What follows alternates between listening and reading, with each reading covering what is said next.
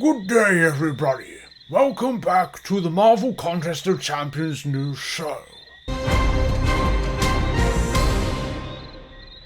Confusion around a 7-star notified deal that never emerged. We're going to look into that. Why have we seen a decline in Mutant champs of late? And did you know Kabam were going to make Modok a tech? Interesting stuff. Players fall out about Battlegrounds matchmaking and much more. Hello everybody, it is the start of the week. Lots of energy, lots of things to cover. So let's get into it, shall we?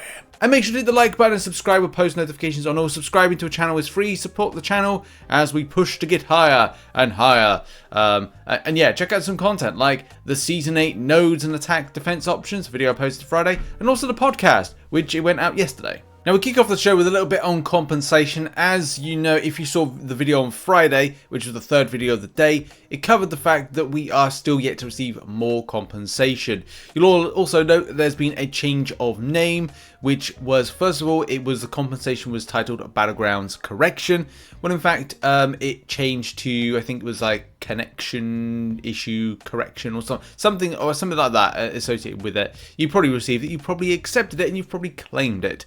But there is more compensation that is due at some point. So that will largely be the Elder Marks.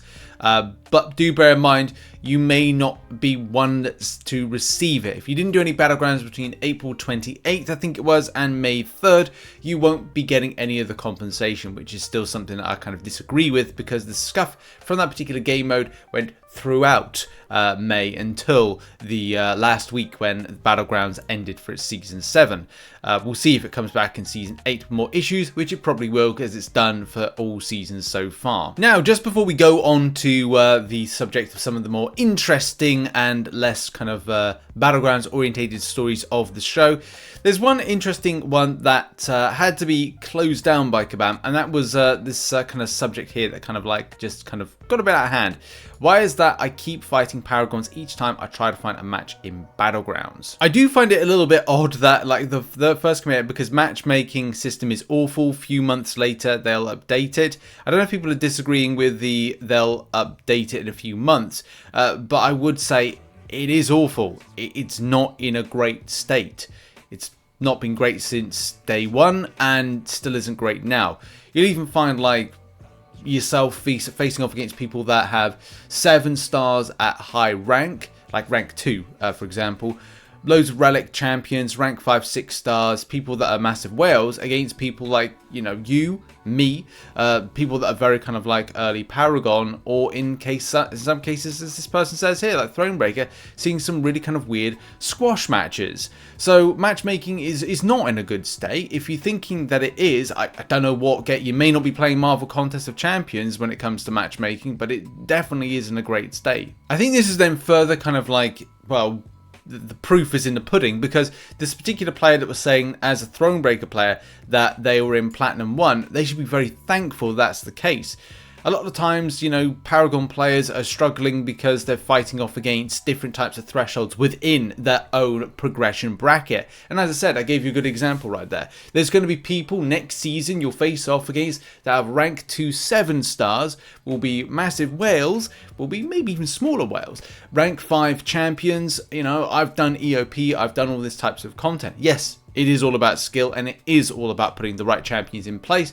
But then you have to consider the fact that, and I've showed plenty of evidence of this one, hey, the matchmaking and, well, mainly, the game isn't in a great state when it comes to Battlegrounds. When your defenders are auto-drafting, you can't see the timer on the screen, your attackers are auto-selecting, and defenders are auto-selecting when you are thinking you're placing them in.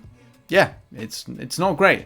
And that's what's giving you a lot of losses most of the time. But there is a point to all this and the discussion about it, and it's where you are when it comes to your progression, the tiers that you are looking to get up to, and whether or not that is considered to be fair based on matchmaking, but also fair of where you finish in your rank. Something that myself and Dan discussed on the podcast yesterday was the idea of like, why doesn't Kabam have thresholds for different types of progression tiers? This is why if there are people that are Cavalier and Thronebreaker going, well, I'm having really ridiculous matches, but I'm in Platinum 1, and then there's other people that are, you know, Paragon, are looking at this well, not all Paragons, because Paragons apparently are part of the problem with the matchmaking, but the kind of way that they're not able to progress up further. This is hopefully why the new improvements that are coming in Season 8 might actually kind of give a bit of breathing space to this particular kind of progression and creeping up in the standings. And also, I don't think it will fix the matchmaking side of things, but it might do something. But at this point, I would say to the community, don't fall out with each other about matchmaking. This is not your problem, but this is Kabam's problem. It's always been Kabam's problem. Your energy shouldn't be against each other, but should be both focused in pointing out the fact that Kabam have not addressed matchmaking properly, have said in past, and here as they even quoted, for those uncollected or cavalier players who in the past seasons have climbed high up on the victory track, it's time to focus on growing your accounts if you want to continue to compete at that level.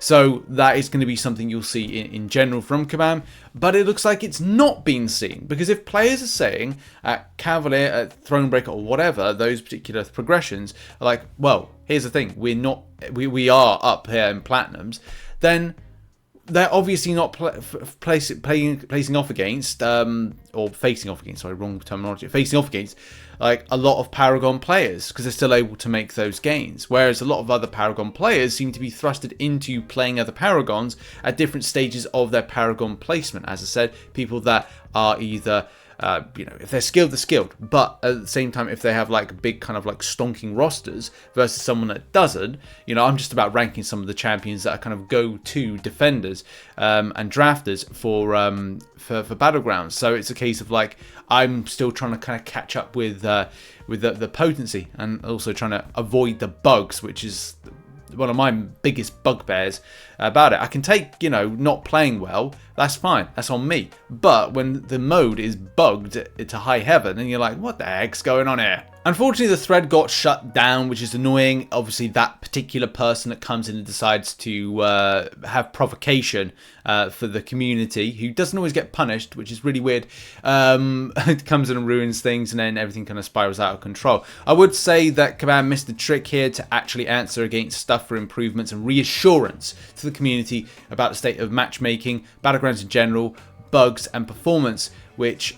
where is it? No, we haven't seen it. Like, we know what's happening when it comes to changing the meta, and the meta and the new feature of the medal progression, but we don't get that reassurance as to like the mode itself. What's going on behind the background? How are Kabam dealing with the bugs, the matchmaking side of things? How are they looking to improve that? Because they said they would do, but we haven't seen anything concrete about what they'd actually be doing in the future. In any case, we look forward to the future that Kabam can get it sorted. Okay, now on to an interesting poll. This was done by GMAX a couple of days ago. And this was, why do you think we've seen a sharp decline in Mutant champions? And obviously there's many things to kind of like vote on there. Mainly people are going for the Mutant class exploded some time ago and became too powerful. I guess that's kind of true. I mean, for me as a massive Mutant fan, X-Men fan, and soon to be, I can't believe I've gone and bought this. I decided to push the button and buy a Marvel Legends X-Men 97 Magneto helmet. Yeah, probably going to regret that, but in any case, why are mutants so powerful? People saying that it's exploded time ago and became too powerful. Okay, so mutants are too powerful. I definitely would like to see more. As I said, being an X-Men fan, I would like to see more mutants within MCOC at some point, but I agree that it's kind of like people going, we've got too much Spidey characters, we've got too much this, we've got too much that. I mean, I didn't personally think much of this kind of decline, but then DNA 3000 puts together this stat right here, which does show that, first of all, that in 2022, there were 3 mutant characters that were put into MCOC, and then 0 so far in 2023, compared with so far in those kind of like 2 year kind of like, well, this, yeah, 2 years that we're kind of like in the game at the moment. 7 for science, we've then got 8 for skill, we've got 7 for tech, we have 4 for cosmic, and cosmic's a different thing, like I'll comment on that in a second, and mystic 5, so it's still declining. There's still definitely like a decline there. The reason that we're kind of like can't really say anything about cosmic being, oh well, cosmic's only had 4, it's like, well, we already have 46 cosmics already in game, and we'd like to have gladiator, which is going to like inject another cosmic into the game. So it's like it's a cosmic fest, and this led Kabam Mike to kind of like let some well, information out that I thought was just fantastic. It's always nice seeing these little things. There's also like stuff that we've covered on this channel in the past, like secret champions, where there's been a kind of a secret Ant-Man that's been a tech at start. But this is interesting. I remember the Great Science Drought of 2016/2017. What a time. Fun fact, Modok was going to be tech, but had his class changed because we didn't have a science champ in quite some time. Look, that's interesting. Modok could have been a tech-based champion. Also, my vote in the poll was my personal opinion, not the game teams. I love every mutant, but I love them all even more because of Apocalypse. True, Apocalypse just makes everything fun. I really would like to rank 5 that champion at some stage, but that's a pipe dream, my friends. So yeah, we never know what the future's going to be. Hopefully more mutants at some stage, but I do, you know, so yeah, hopefully more mutants.